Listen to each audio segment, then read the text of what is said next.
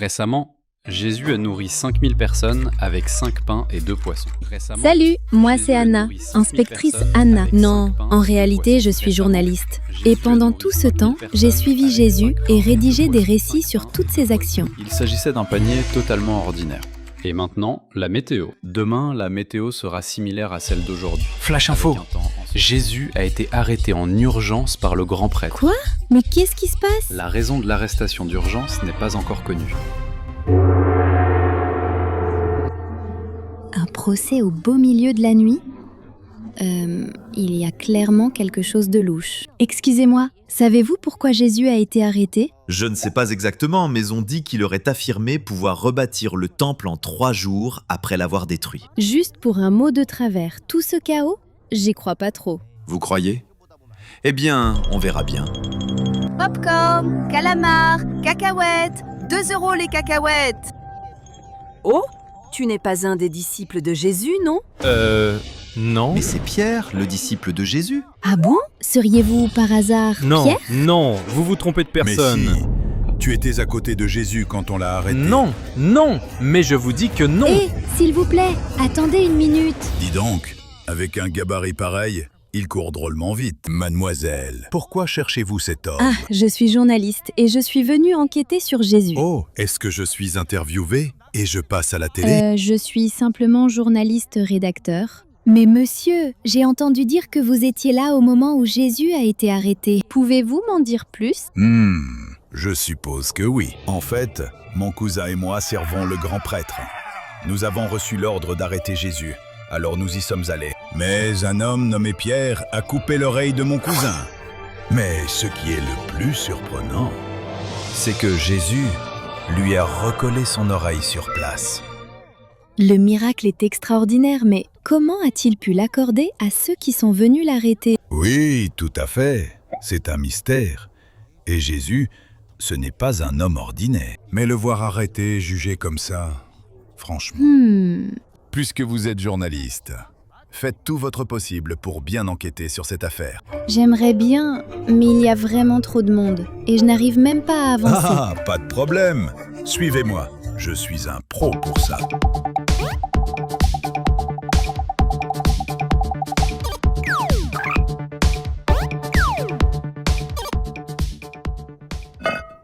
Oh, maintenant je vois mieux. Apparemment, ce Jésus passe son temps avec des collecteurs d'impôts corrompus, des femmes adultères et tout un tas de gens pas fréquentables. Et il manipule tout le monde. Vraiment? Pourtant, les gens qui ont rencontré Jésus semblaient vraiment se repentir et changer pour devenir meilleurs. Et puis le plus important, Jésus se prétend être le Fils de Dieu. Ah non, ça, ce n'est pas acceptable. C'est un blasphème. Oui, exactement. Jésus a commis un blasphème?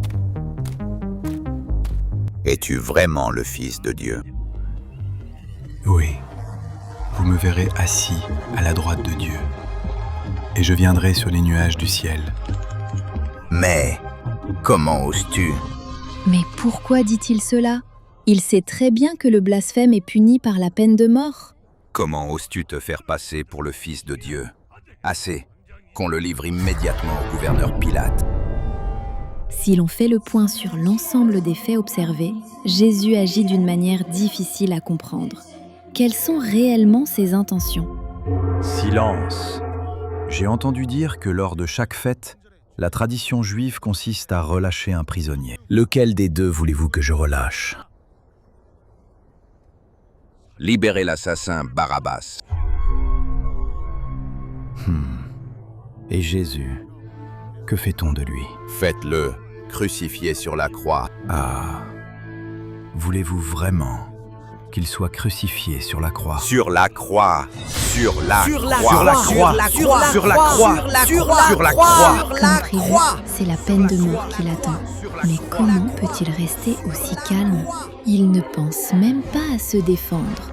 Est-il vraiment le Fils de Dieu? Quant à moi, je n'ai aucune part de responsabilité dans cette affaire.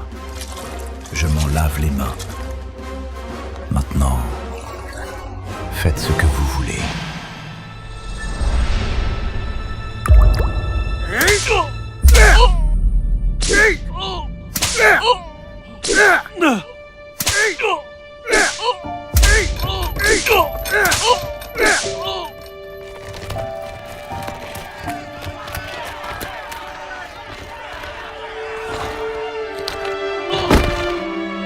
Est-ce que vous allez bien?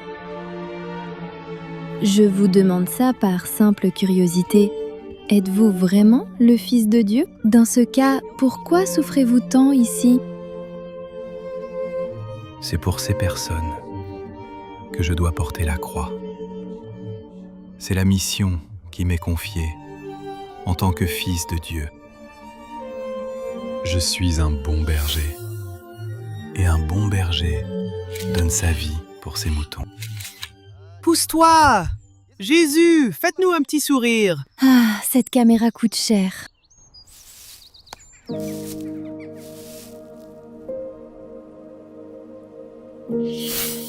Hé, dépêche-toi!